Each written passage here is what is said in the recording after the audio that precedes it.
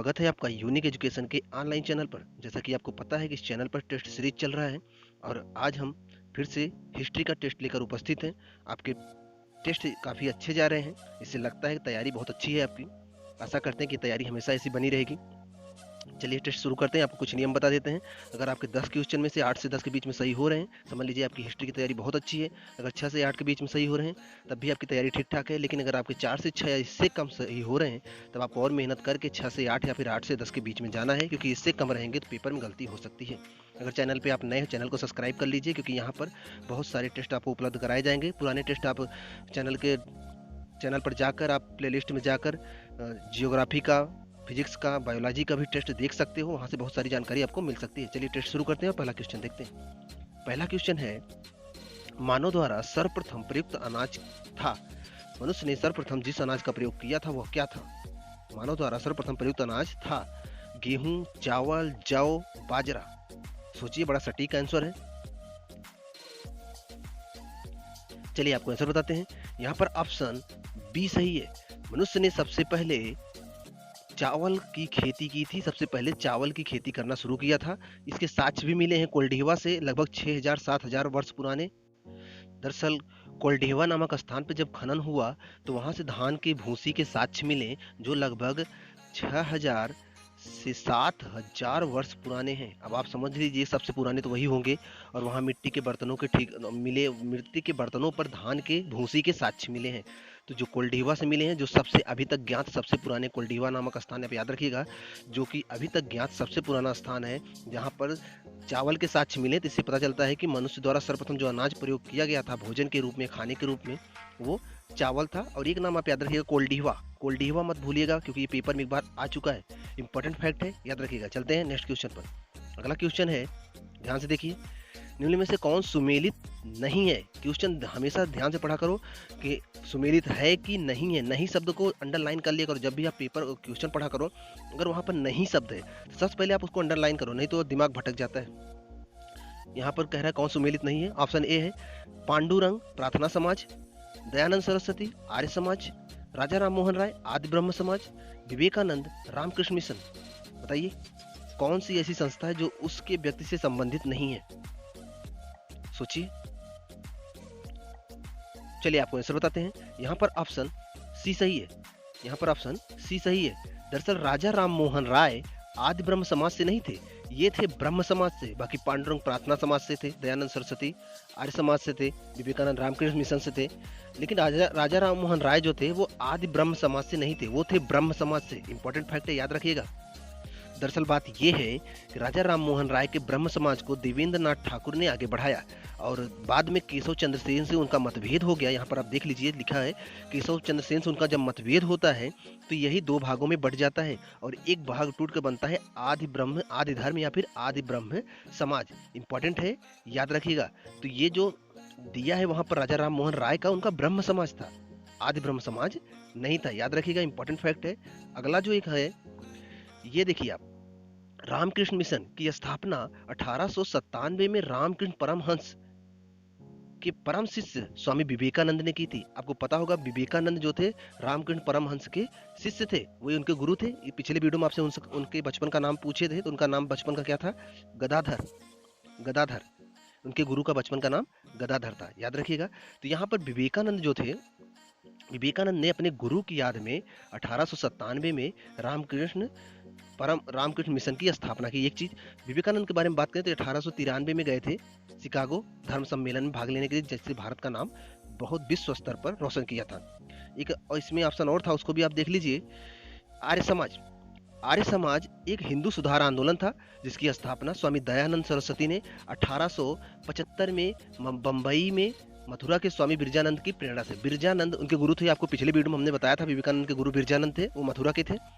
अगर आपको याद होगा तो सब चीजें वही हैं, बार बार रिवीजन हो रही हैं। अगर आप ध्यान से पढ़ो ना, बहुत सारे एक ही बार में कंप्लीट हो जाए। तो 1875 में इन्होंने दयानंद सरस्वती ने आर्य समाज की स्थापना की, तो ये भी वहां पर सुमेलित है, अगर आपको याद होगा। और एक फैक्ट और था, वो भी देख लीजिए। प्रार्थना समाज की स्थापना आत्मारंग पांडुरंग ने आत्माराम पांडुरंग ने बंबई में 1867 में की थी, यहाँ पर देख लीजिए। और इसके अध्यक्ष जो बने थे महादेव गोविंद बने थे 1869 में। इंपॉर्टेंट फैक्ट है, जितने इसमें इंपॉर्टेंट थे सब आपको बता दिया गया है। तो वहाँ पर जो आंसर था, जो आंसर है यहाँ पर ऑप्शन पूछा है कौन सा सही नहीं है, तो ऑप्शन सी आदि ब्रह्म समाज जो है राजा राम मोहन राय की नहीं थी, राजा राम मोहन राय का ब्रह्म समाज था। इंपॉर्टेंट फैक्ट है, याद रखिएगा। चलते हैं नेक्स्ट क्वेश्चन पर। अगला क्वेश्चन है, शिव की अर्धनारीश्वर मूर्ति प्रतीक है, किस चीज का प्रतीक है? शिव की आप अर्धनारीश्वर मूर्ति तो आप देखे होंगे, आधा पुरुष आधा स्त्री के रूप में दिखता है। किसका प्रतीक है? पुरुष और नारी का योग, देवता और देवी का योग, देव और उसकी शक्ति का योग, उपरोक्त सभी। सोचिए, हालांकि आप धार्मिक मामले में तो बहुत जुड़े होंगे, आपको पता होगा, बताइए। चलिए हम बताते हैं आंसर। यहाँ पर आंसर सी सही है। यहाँ पर आंसर, एक मिनट, यहाँ पर ऑप्शन सी सही है, देव और उसकी शक्ति का योग। यहाँ पर देखिए, यहाँ पर दिया है सृष्टि के निर्माण हेतु शिव ने अपनी शक्ति को स्वयं से पृथक किया। याद रखिए, जब ब्रह्मा ने सृष्टि की रचना की तो शिव ने अपनी शक्ति को खुद से पृथक किया और सृष्टि का निर्माण किया, तभी वो जीवन यापन योग्य बना है। एक धारावाहिक आता था देवों के देव महादेव, अगर आप देखे होंगे तो उसमें सृष्टि के निर्माण से लेकर बहुत सारी चीजें शिव से संबंधित और प्रजापति दक्ष से संबंधित बहुत सारी चीजें दिखाई गई हैं जो उत्तर वैदिक काल से संबंधित है। कभी टाइम मिले जरूर देखिएगा। तो यहाँ पर जो ऑप्शन यहाँ पर देखो लिखा है, सृष्टि के निर्माण है शिव ने अपनी शक्ति को स्वयं से पृथक किया, तो वहां पर जो आंसर था, यहाँ पर जो आंसर था वो था देव और उसकी शक्ति का योग। शिव का अर्धनारीश्वर मूर्ति क्या था? देव और उसकी शक्ति का योग। ऑप्शन सी सही है। चलते हैं नेक्स्ट क्वेश्चन पर। अगला क्वेश्चन है, निम्न में से कौन सुमेलित नहीं है? फिर इंपॉर्टेंट फैक्ट याद रखिएगा, नहीं है पूछा है। रवि कीर्ति, पुलकेशिन द्वितीय, भवभूत यशोवर्मन, हरिसेन, हर्ष, दांडी, नरसिंह वर्मन, ये पूछा है। इनमें से कौन सा व्यक्ति किसके दरबार में से संबंधित नहीं है? यहाँ पर जो दिया गया है, ये एक तरफ कवि दिया है, एक तरफ उस मतलब राजा दिया है कि वह कभी उस राजा के दरबार में रहता था। तो कौन सा ऐसा है जो उस राजा के दरबार में नहीं रहता था? यहाँ ऑप्शन गलत दिया है। चलिए हम आपको आंसर बताते हैं। यहाँ पर ऑप्शन सी सही है, हरिसेन। हरिसेन हर्ष के दरबार में नहीं रहता था, हरिसेन समुद्रगुप्त के दरबार में रहता था।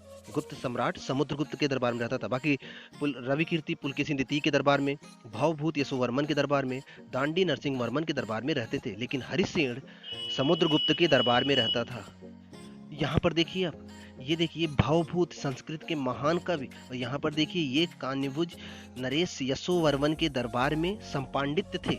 तो यहाँ से पता चलता है कि भवभूत यशोवर्मन के दरबार में थे, जो वहाँ पर दिया गया है। और यहाँ पर एक और देख लीजिए, हरिसेन 4वीं शताब्दी में संस्कृत कवि के और मंत्री थे, और किसके दरबार में? समुद्रगुप्त के दरबार में रहते थे। याद रखिएगा, ये इंपॉर्टेंट फैक्ट है और यही वहाँ पर पूछा गया था, आपको याद होना चाहिए सर। तो यहाँ पर आंसर सी जो है सही नहीं है, मतलब सुमेलित नहीं है, गलत है। तो इसका मतलब आंसर सी सही होगा। बाकी वैसे भी आप ये फैक्ट याद रखिएगा, रवि कीर्ति पुलकेशिन द्वितीय के दरबार में, भवभूत यशोवर्मन के दरबार में और दांडी नरसिंह वर्मन के दरबार में रहते थे। चलते हैं नेक्स्ट क्वेश्चन पर। अगला क्वेश्चन है, महाराजा रणजीत सिंह किस मिसल से संबंधित है? महाराजा रणजीत सिंह किस मिसल से संबंधित है? सुकेर चकिया मिसल, संधावालिया मिसल, अहलूवालिया मिसल, रामगढ़िया मिसल। सोचिए किस मिसल संबंधित है? चलिए आपको आंसर बताते हैं। महाराजा रणजीत सिंह सुकेर चकिया मिसल से संबंधित है। ऑप्शन ए सही है। दरअसल कहानी समझिए आप, महाराजा रणजीत सिंह के समय सिख राज कुल 12 मिसलों में बटा था, और ये मिसलें इस प्रकार थी: भंगी मिसल, अहलूवालिया मिसल, फैजुलापुरिया मिसल, रामगढ़िया मिसल, कन्हैया मिसल, सुकरचकिया मिसल, नरवाई मिसल, उलेवालिया मिसल, करोड़ सिंधिया मिसल, फुलकिया मिसल, निशानवालिया मिसल, श्री निहागो की मिसल। तो इतने सारे मिसल थे, और इन्हीं में से जो था सुकेर चकिया मिसल, इन्हीं मिसल से संबंधित थे महाराजा रणजीत सिंह। महाराज बनने के बाद इन्होंने सभी मिसलों को इकट्ठा किया, सबको एक साथ में लेकर एक नए राज्य पंजाब का गठन, मतलब पंजाब को एकत्र करने का श्रेय इनको दिया जाता है। लेकिन याद रखिएगा, इनके समय में पूरा पंजाब 12 मिसलों में बटा हुआ था। मिसलें छोटी छोटी जैसे रियासत होती थी, छोटी छोटी रियासतों के रूप में थी, उन्हीं को इकट्ठा करके एक नया पंजाब बनाने का इनका सपना था।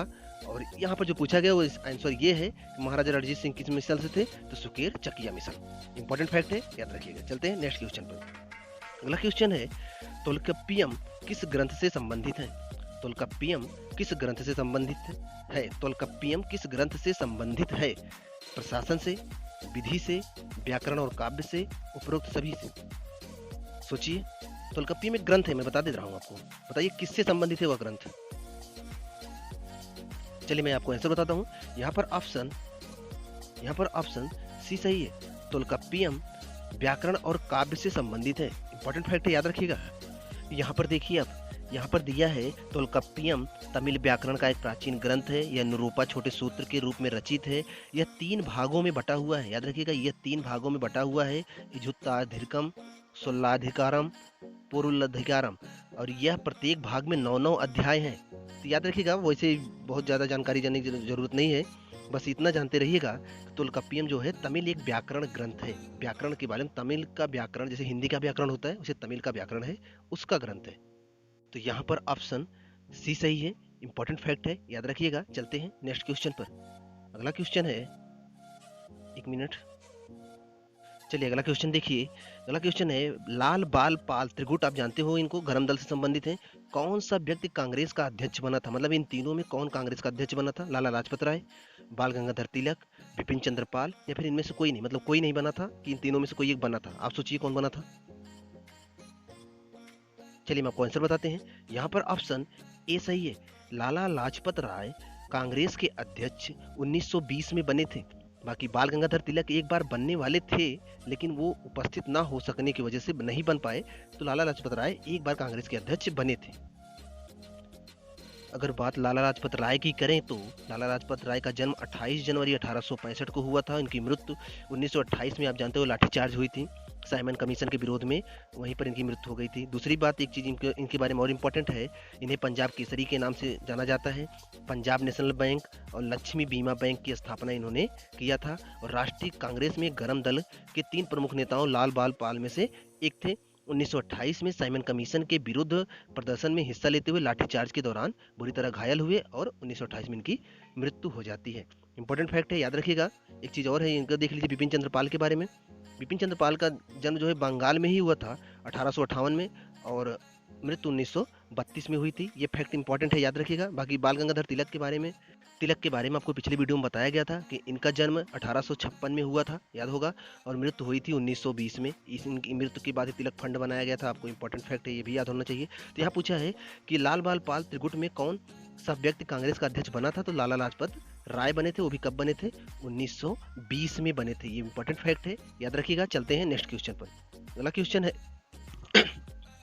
चलिए चलते हैं नेक्स्ट क्वेश्चन पर और अगला क्वेश्चन देखते हैं। अगला क्वेश्चन है, किस अधिनियम के द्वारा गवर्नर जनरल को अध्यादेश की शक्ति मिली। 1833, 1861, 1892, 1909। सोचिए किस अधिनियम के द्वारा मिली। चलिए आपको ऐसे बताते हैं। यहाँ पर ऑप्शन बी सही है, 1861 का अधिनियम। दरअसल आप अध्यादेश समझिए, अध्यादेश क्या होता है। दरअसल जैसे मान लीजिए इस समय मोदी गवर्नमेंट सत्ता में, मान लो कल को सरकार गिर जाए, फिर चुनाव चल रहे हो और उसी समय किसी कानून की जरूरत पड़े, तो अब अचानक से सरकार जब नहीं आएगी तभी तो कानून बनेगा। तो जो जरूरत पड़ी कानून को, उसको राष्ट्रपति अनुच्छेद 123 के तहत अध्यादेश जारी करेगा और एक कानून लागू कर देगा। और ये कानून तब तक चलता रहेगा जब तक सरकार नया कानून नहीं बना देती। जब नया कानून बन जाएगा तो ये कानून अध्यादेश वाला अपने आप ही हट जाएगा। तो यह अध्यादेश की पावर कब शुरुआत हुई थी, किस अधिनियम के द्वारा। तो ये 1861 के अधिनियम के द्वारा गवर्नर जनरल के पावर थी, वो जब भी कोई कानून बनाना चाहे अध्यादेश जारी करके बना सकता है। बात करें 1892, तो 1892 के अधिनियम के द्वारा बजट पर बहस करने की शक्ति दी गई। दरअसल पहले जो अंग्रेज बजट प्रस्तुत करते थे उस पर कोई बहस नहीं कर पाता था, तो भारतीयों को बजट पे बहस करने की पावर 1892 के अधिनियम के द्वारा दिया गया। ये भी इंपॉर्टेंट फैक्ट है, याद रखिएगा। और एक चीज़ यहाँ पर है, भारत परिषद अधिनियम 1909 के द्वारा क्या था, इसे मार्लियामेंटो सुधार के नाम से भी जानते हैं।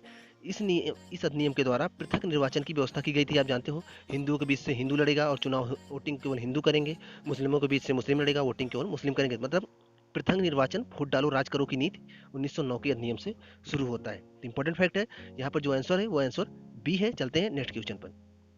अगला क्वेश्चन देखते हैं। क्वेश्चन है, मुस्लिम लीग के संस्थापक अध्यक्ष कौन थे। आगा खां, सलीमुल्लाह खां, हसन खान, मोहम्मद अली जिन्ना। सोचिए। चलिए आपको ऐसे बताते हैं। यहाँ पर ऑप्शन बी सही है, सलीमुल्लाह खां मुस्लिम लीग के संस्थापक अध्यक्ष। जब मुस्लिम लीग की स्थापना हुई थी तो उसके संस्थापक अध्यक्ष कौन थे, सलीमुल्लाह खां। ये फैक्ट याद रखिएगा। अगर बात करें मोहम्मद अली जिन्ना को, तो इन्हें पाकिस्तान का संस्थापक माना जाता है और ये इन्हें महात्मा गांधी ने कायदे आजम के कायदे आजम कहकर पुकारा था। इनकी मृत्यु 1948 में हो गई थी। इंपॉर्टेंट फैक्ट है, याद रखिएगा। मृत्यु तो जन्म हालांकि पूछेगा नहीं, बस कायदे आजम पूछा जाता है। कायदे आजम किसको कहा जाता है? मोहम्मद अली जिन्ना को कहा जाता है। और पाकिस्तान के एक प्रकार संस्थापक अगर देखा जाए तो मोहम्मद अली जिन्ना को ही माना जाता है। लेकिन जो यहाँ पर क्वेश्चन पूछा गया था, मुस्लिम लीग के संस्थापक अध्यक्ष कौन थे, तो ऑप्शन बी सही है, सलीमुल्लाह खान थे। इंपॉर्टेंट फैक्ट है, याद रखिएगा। चलते हैं नेक्स्ट क्वेश्चन पर। ये अंतिम क्वेश्चन है। क्वेश्चन है, सुभाष चंद्र बोस के त्याग पत्र के बाद कांग्रेस का अध्यक्ष कौन बना? सुभाष चंद्र बोस ने जब त्याग पत्र दिया था तो कांग्रेस का अध्यक्ष कौन बना था? अबुल कलाम आजाद, पट्टाभी सीतारमैया, राजेंद्र प्रसाद और सरदार पटेल। सोचिए। चलिए हम आपको आंसर बताते हैं। यहाँ पर ऑप्शन सी सही है, राजेंद्र प्रसाद बनते हैं। दरअसल अध्यक्ष पद के लिए वोटिंग हुई थी, जिसमें गांधी जी के प्रतिनिधि थे सीतारमैया और सुभाष चंद्र बोस भी अध्यक्ष पद के लिए दावेदार थे। और इसमें जब वोटिंग हुई तो सुभाष चंद्र बोस जीत गए और वो अध्यक्ष बनने के लिए तैयार थे। लेकिन गांधी जी के विरोध के चलते उन्होंने अध्यक्ष पद से अपने को त्याग पत्र दे दिया कि हम अध्यक्षता नहीं करेंगे। तब राजेंद्र प्रसाद जो है अध्यक्षता किए थे। अगर बात करें राजेंद्र प्रसाद की, राजेंद्र प्रसाद का जन्म 3 दिसंबर 1884 को हुआ था और मृत्यु 28 फरवरी 1963 को। भारत के प्रथम राष्ट्रपति थे और भारतीय स्वतंत्रता के प्रमुख नेता भी थे। इंपॉर्टेंट फैक्ट है, याद रखिएगा। 1947 में कृषि मंत्री भी और खाद्य मंत्री भी रह चुके थे। इंपॉर्टेंट फैक्ट है इनके बारे में, याद रखिएगा। इसी के साथ 10 क्वेश्चन कंप्लीट होता है। अगर आप चैनल पे नए हैं तो चैनल को सब्सक्राइब कर लीजिए तथा उन लोगों को भी शेयर कर दीजिए जो लोग तैयारी करते हैं। अगर आपको चैनल से फायदा मिल रहा है, चैनल को जरूर सब्सक्राइब कर लीजिए और उन लोगों के पास जरूर शेयर करिए जो तैयारी कर रहे हैं। मिलते हैं नेक्स्ट वीडियो में, तब तक आप पढ़ते रहिए।